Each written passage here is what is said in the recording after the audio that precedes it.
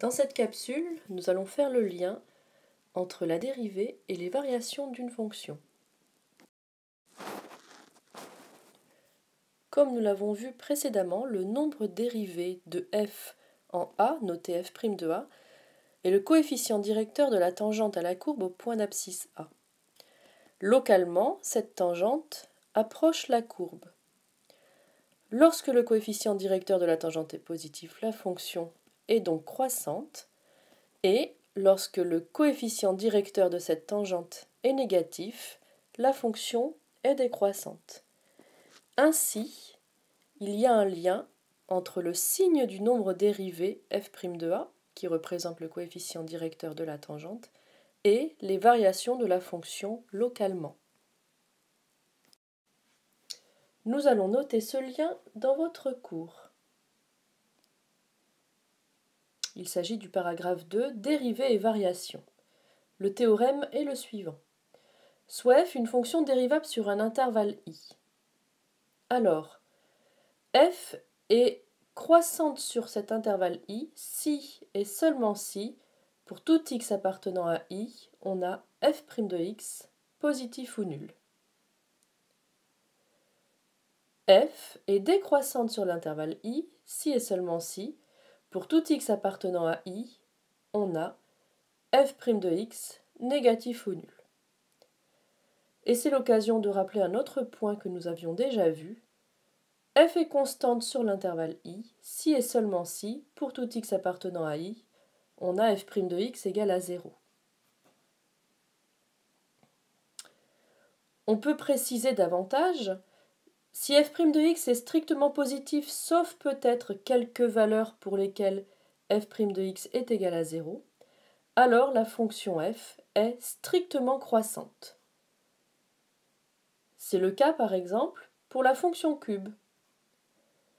Sa dérivée, définie par f' de x égale à 3x carré, est positive sauf en 0 où elle s'annule. La fonction cube est donc strictement croissante sur R. Continuons le cours avec un exemple. Nous allons étudier les variations de la fonction f définie sur l'intervalle -5, 6 par f de x égale le quotient de x plus 1 par x carré plus x plus 1. Pour commencer, nous pourrions faire une conjecture en traçant cette courbe à la calculatrice. On rentre la fonction f à la calculatrice et on observe ensuite la représentation graphique de f en choisissant une fenêtre adaptée. Voilà la représentation graphique de f. La fonction semble d'abord décroissante, puis croissante, puis décroissante.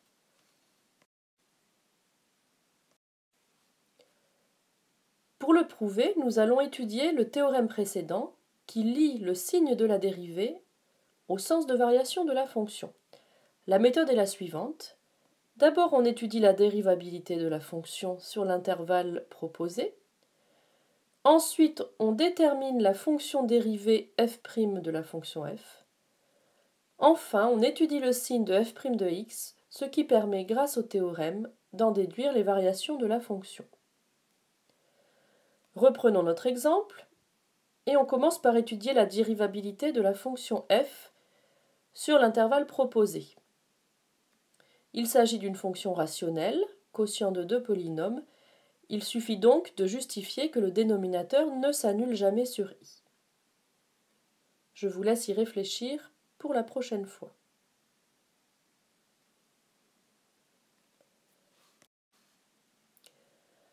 La fonction étant dérivable sur l'intervalle -5, 6, il reste à déterminer la dérivée de cette fonction.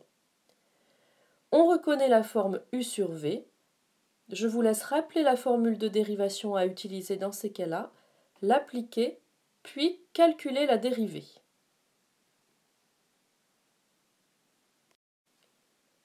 Après calcul et simplification du numérateur, vous devez aboutir à f' de x égale à moins x carré moins 2x, le tout divisé par x carré plus x plus 1 au carré. On passe alors au dernier point. nous allons étudier le signe de f' de x pour en déduire les variations de f. A priori, pour étudier le signe de f' de x, on pourrait faire le signe du numérateur et le signe du dénominateur pour en déduire le signe du quotient. Mais on peut remarquer que le dénominateur étant un carré, il est strictement positif. F' de x est donc du même signe que son numérateur, moins x carré moins 2x. Il suffit donc d'étudier le signe du trinôme du second degré, moins x carré moins 2x. On fait donc un tableau de signes dans lequel nous allons mettre x qui est donc compris entre moins 5 et 6, f' de x pour donner le signe de la dérivée, et nous en déduirons les variations de la fonction. F' de x étant du même signe que moins x carré moins 2x, il suffit d'étudier le signe de ce trinôme. Pour ça, on cherche les valeurs qui l'annulent, soit en passant par le discriminant, soit en résolvant cette équation.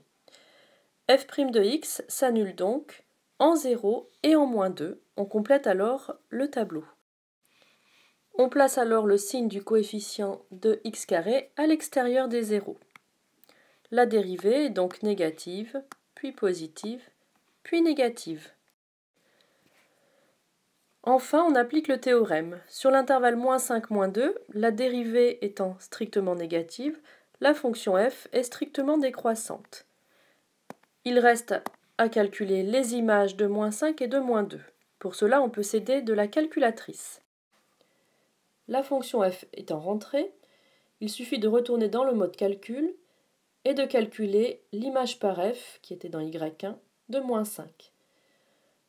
On a donc f de moins 5 égale à moins 4 sur 21, ce qui permet de compléter le tableau. Je vous laisse terminer ce tableau de variation avec les variations et les images, puis compléter en traçant à la main la représentation graphique de la fonction f. Pour cela, aidez-vous de votre tableau de valeurs à la calculatrice. Nous corrigerons le tableau de variation et nous nous servirons de cette courbe la prochaine fois en classe. Cette capsule est terminée. À bientôt!